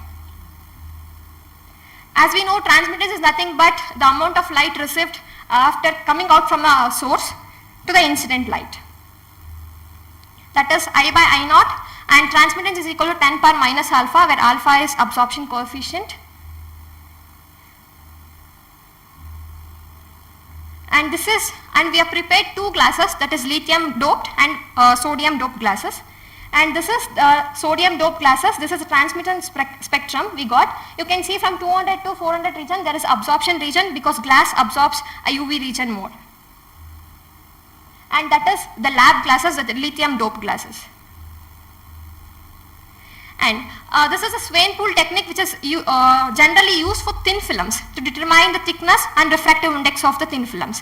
But I use the same technique to determine the refractive index of the glasses. Usually the refractive index varies at a different region on the thin films, because it will settle on the thin films. For example, when vanadium is doped, it will settle on the different surfaces on the thin films. But how does it affect the glasses? Because when we prepare glasses, the melt is completely miscible. That is when we prepare glass. How does it affect the refractive index of the glasses?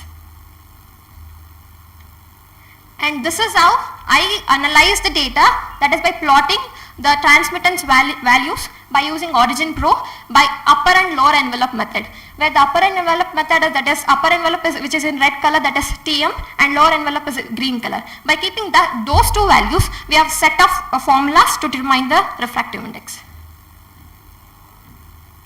And this is the refractive index I got.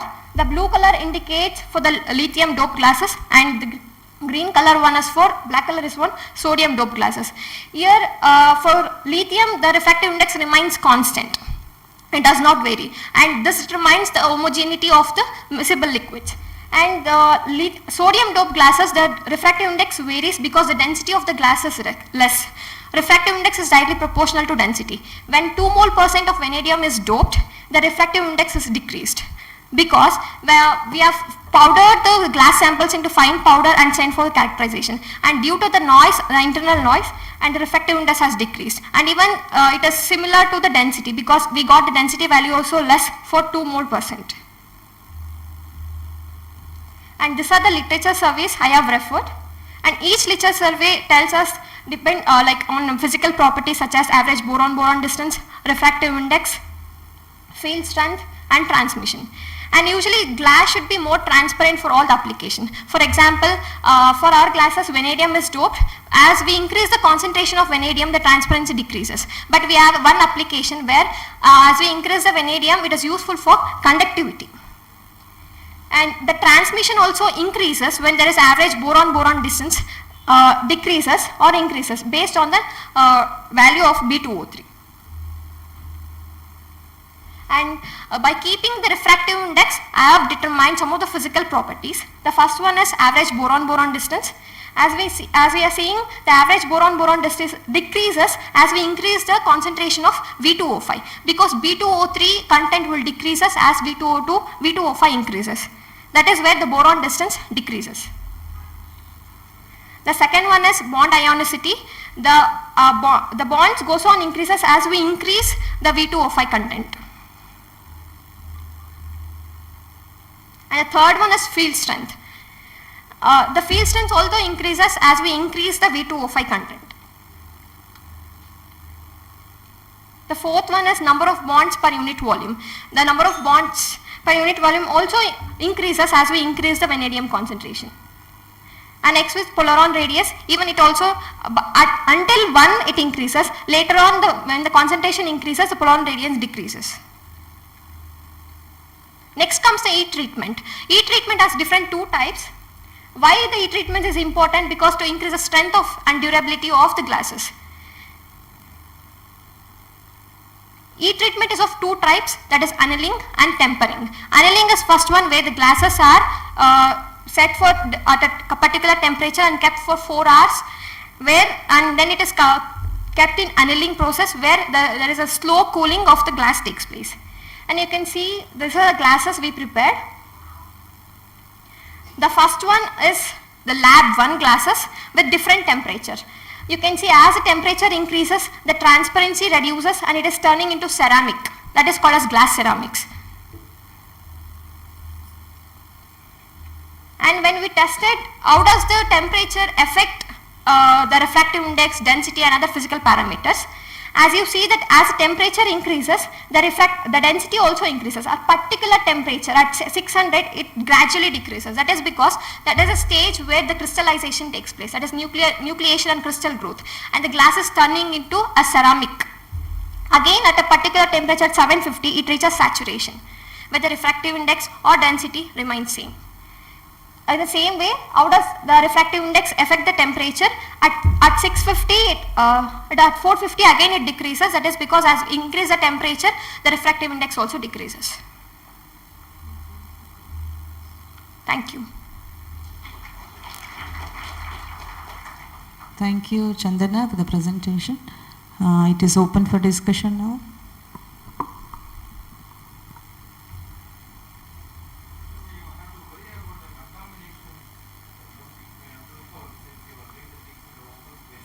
Yes, sir.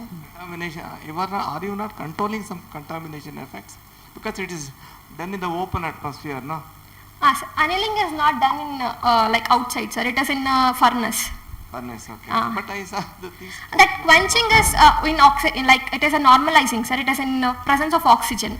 Sometimes it may contaminate, and those noise will get in the characterization. Oh, that will appear as noise. Okay. Yes. Fine then. Thank you.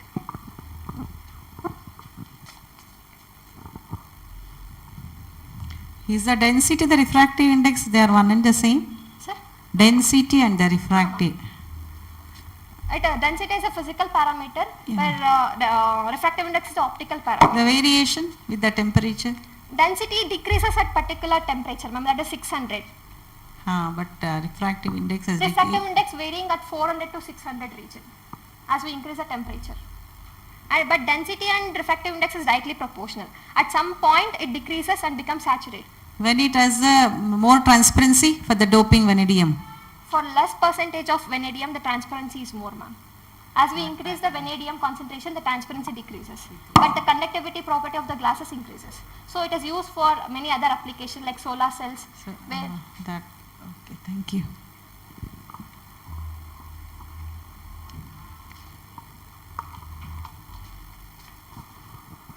Normally, in many applications, borosilicate glasses or silica glasses have been used.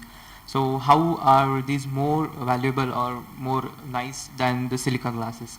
Even we have doped, like silica is basically a former, where glass need former for boron, like bonding oxygen is very important formation of glasses. Even B2O3 is doped inside the glasses because those are the basic forming networks.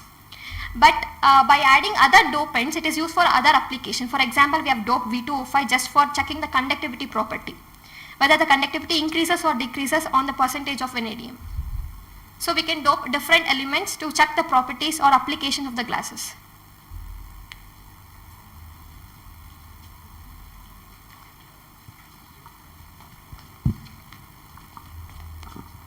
Just a general question or a comment. Yes. I was looking at the graphs you are showing, density and the refractive index versus temperature and so on. You have done the measurement of only about 4 or 5 temperatures only. Yes, sir. And why is that? Why don't you do it for several more temperature values? And also the graphs, you know, I mean, they don't give you any error bars or anything like that. You know, typically one expects an error bar associated with any measurement.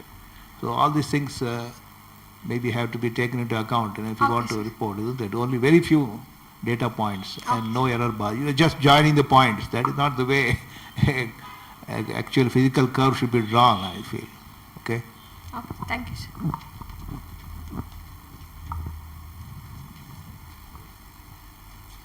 If there is no more questions, we can conclude. Thank you, Chandana. Thank you, everyone. The next presentation is OP26, I think. A novel method for schizophrenia classification using non-linear features and neutral networks.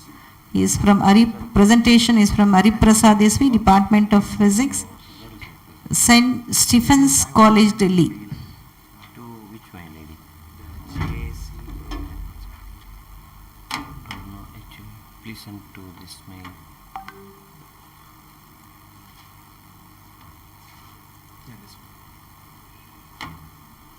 What's his name?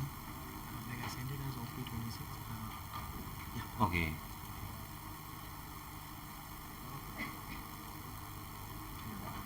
Sure.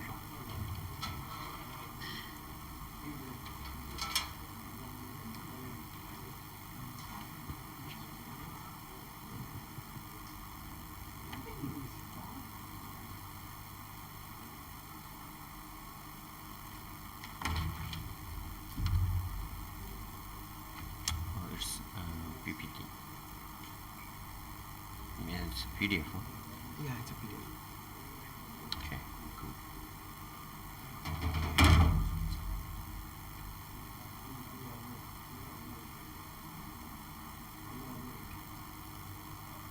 No, I will. This is next. Oh, this is forward. This is next. This is forward. This is laser.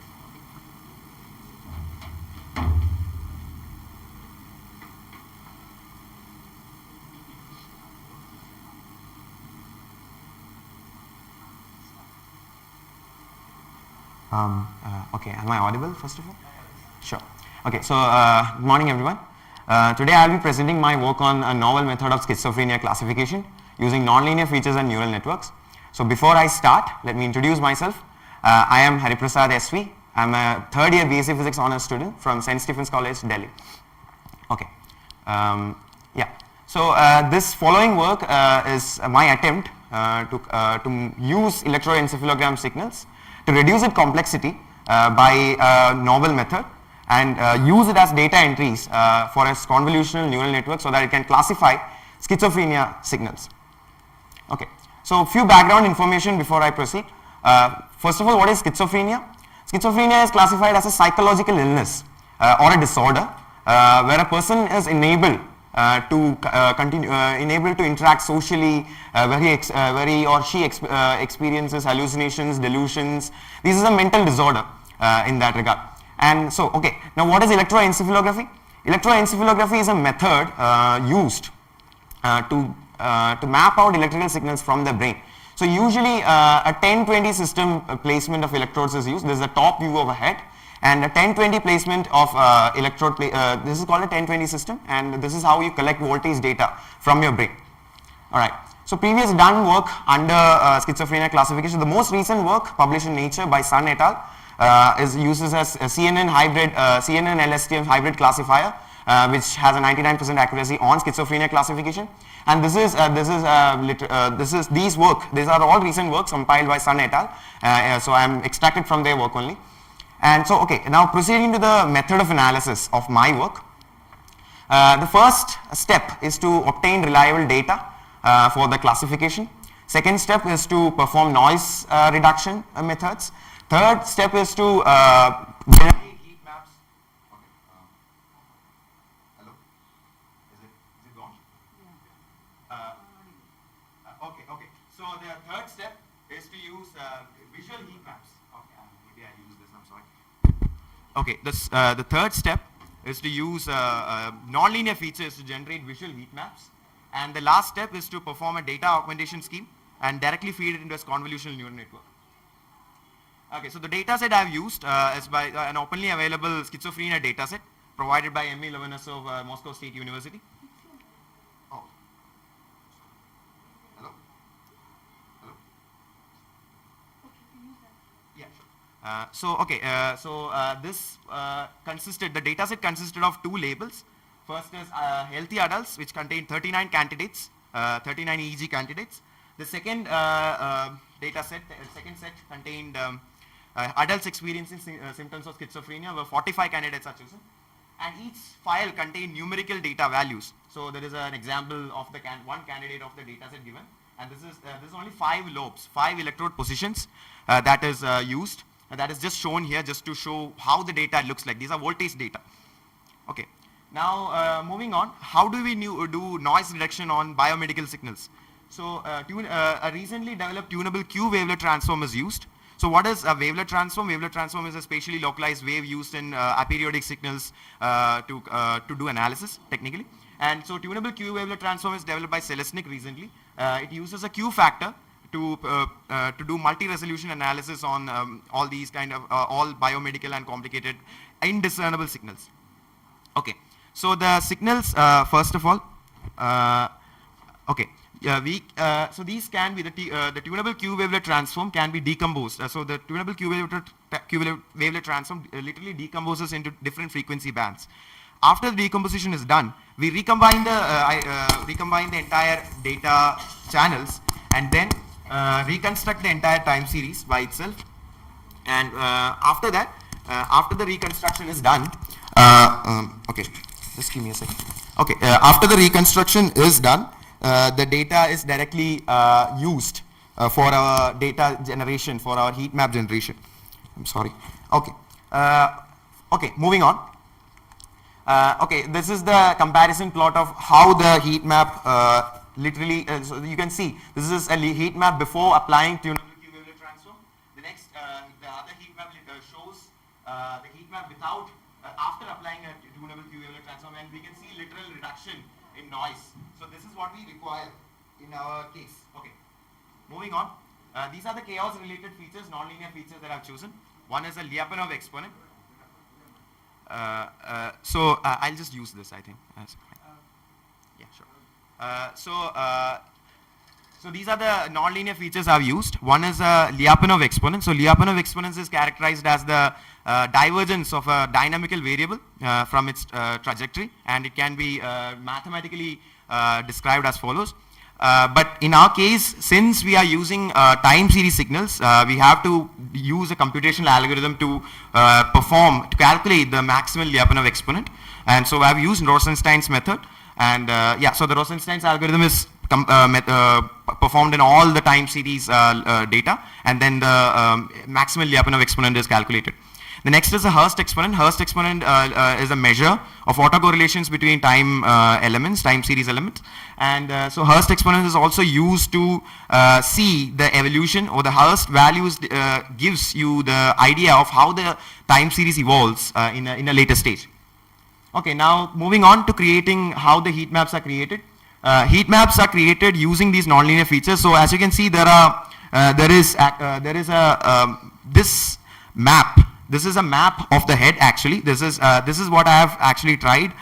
One thing, I have mapped the electrode placement into a 4x4 grid, where each grid point represents a different lobe of the brain. So F7 can represent frontal lobe of your brain, and O2 maybe occipital lobe of your brain. And this is used as these heat maps are generally used for as data entries for our classifier, which I will explain.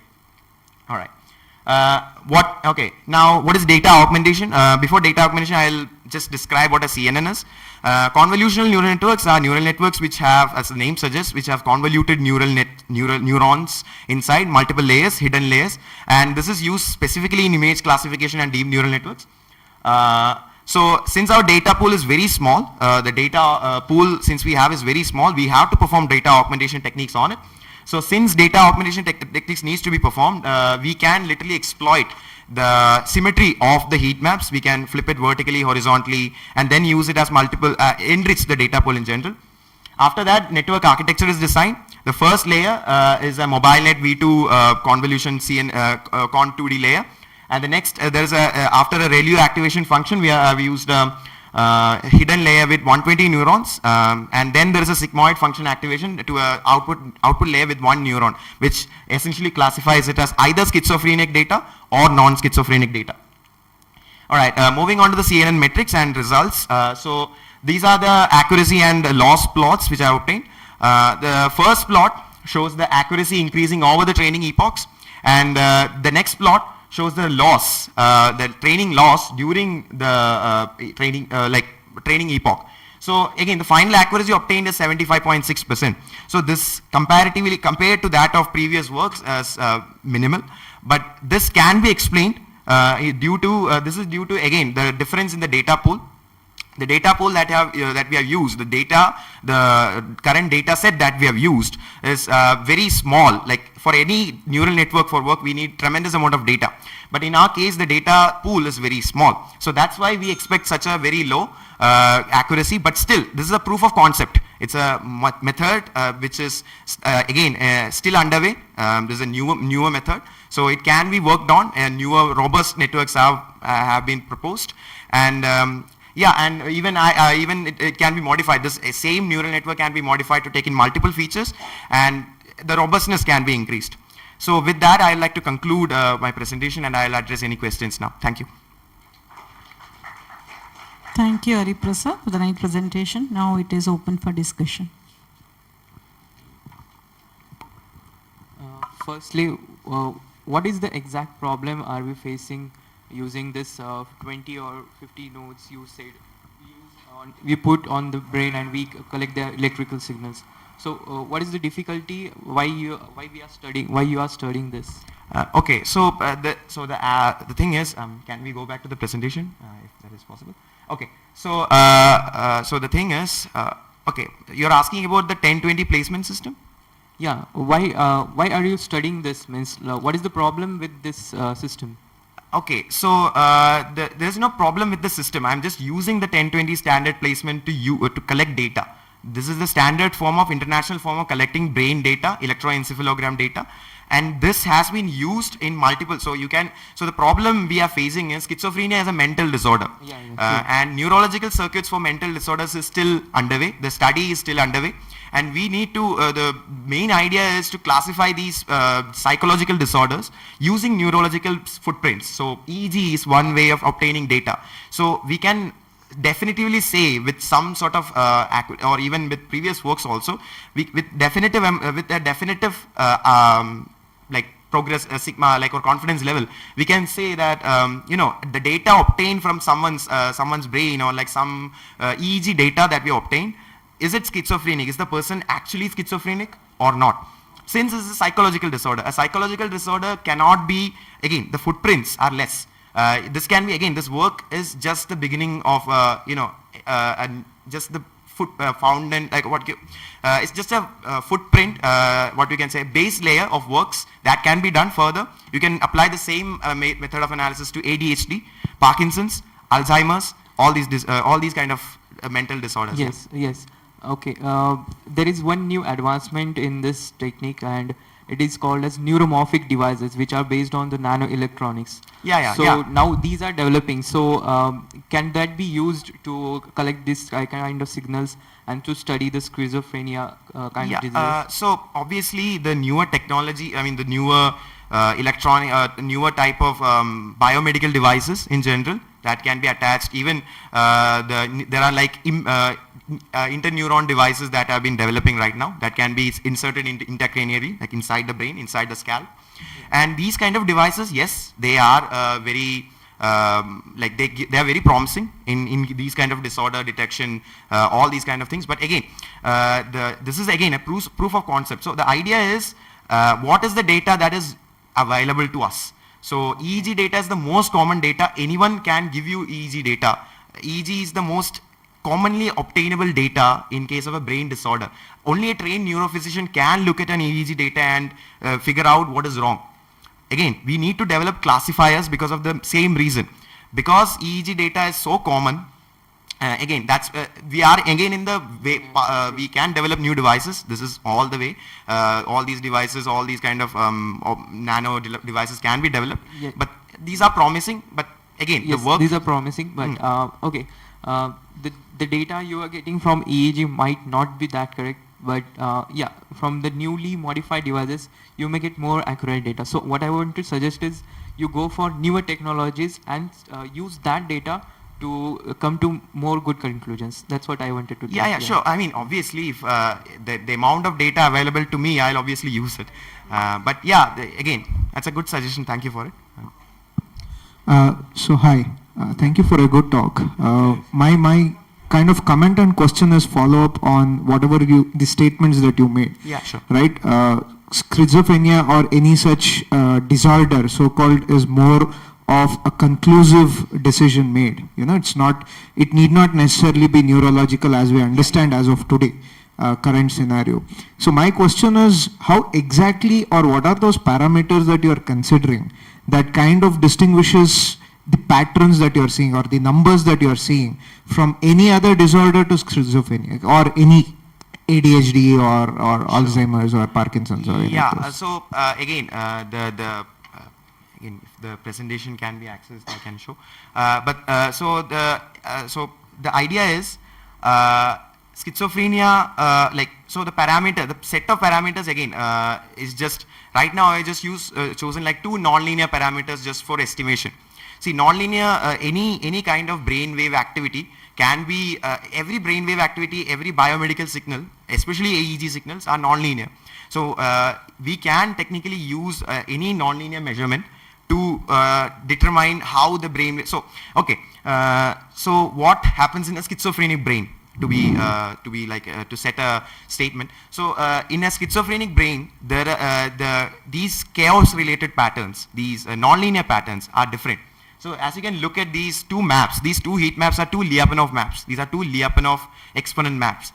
So you can look at a healthy brain and you can look at a schizophrenic map. You can see much more activity in a schizophrenic brain. Schizophrenic brain, okay, schizophrenia is the experiencing, a person who's experiencing schizophrenia or any mental disorder can't comprehend like the amount of information that they are receiving. So you can see like a difference in an activity. So you can see this is one feature. This is one feature that I've used, one feature just to distinguish between 2 either non-schizophrenic or schizophrenic. Again, this is a very, at this point I'll say only rudimentary because it's a novel approach. But again, we can use other nonlinear parameters. Let's say determinate fluctuation analysis, DFA. You can use that, or even the previous work is actually done on statistical features, say mean of a signal or a standard deviation of a signal, all these kind of parameters. But again, my proposition is we can move on to nonlinear features which are more robust in classifying all these all these kind of disorder from a normal state. That's it. But again, this can be tuned to a much better accuracy, where you can even distinguish between what an ADHD brain and what a schizophrenic brain can also do with again a better feature set. This is only 2 features I've used. We can have there are multiple nonlinear features that are out there. We can even consider fractal geometry of these EEG time series, and this can be easily done. This can be easily done, and this can be easily experimented upon. It's a completely fresh field we can try on. Yeah, I hope that answered your question. Not completely, but we can discuss over tea. Thank you. Yeah, thank you. So you have made a good collection of data. No, sir. Are you involved in actual making measurements on a particular any patient, something like that? Since I'm a physics student, I'm not actually into experimental biomedical signals data collection. But since I'm just interested in the quantitative modeling of mathematical signals and mathematical modeling of brain signals. Delhi, you may have they are great medical institutions. See, I am always open for new data. So if I get metadata, I'll try analysis on it. So yeah. Thank you, Hariprasad, for the nice presentation.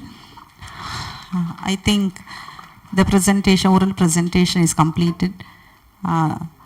That I congratulate all the presenters for their nice presentation, and even the discussion was very nicely carried out by the student. Again, I thank the convener for giving me an opportunity to chair the session. I thank you for the organizer committee. Thank you one and all. Thank you, sir.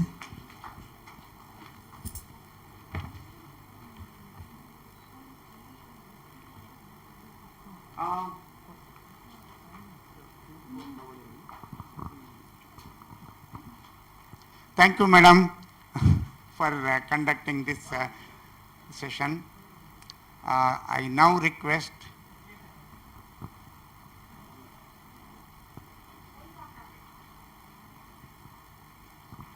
ಬನ್ನಿ madam, ಬನ್ನಿ ನಿಮ್ಗೆ ಇನ್ನೇನು ಜಾಸ್ತಿ ಏನು ಕೊಡೋಲ್ಲ, ಇಷ್ಟೇ. ಅದು host, but this is the practice we have. ಕೊಡಿ ನೀವು. Our students will present the fruit bowl to madam, so let them also get an opportunity to, yes, and our photo ತಗೋತಾರೆ ಇಟ್ಕೊಳ್ಳಿ. Yes, you can. So I think today, madam, thank you again. Today we have not delayed much, and let me just go for the schedule what we have got. Before we go for the valedictory, first we have the tea break, and tea break is just 5 minutes only. Please come back quickly after having your tea or coffee, and feedback session is there. That feedback session will go for only 6 to 7 minutes, and then we will have the valedictory function, and that valedictory function according to our schedule is at 12 o'clock. It is already at 12 o'clock.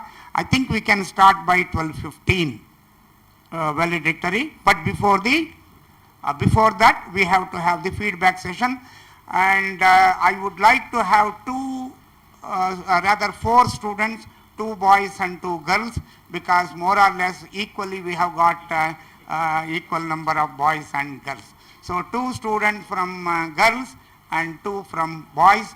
You can give your suggestions or whatever we have gone wrong or gone right. So you can express your feelings under the feedback session. Okay, now we break for the tea. Thank you. Okay.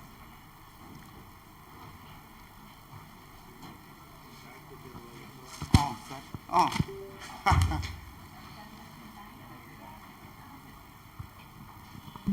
Oh, sir. Okay, thank you. Yes, you have tea. Sir, ನಿಮ್ಗೆ ಇಲ್ಲೇ ಕಳ್ಸೋಣ ಹೌದಾ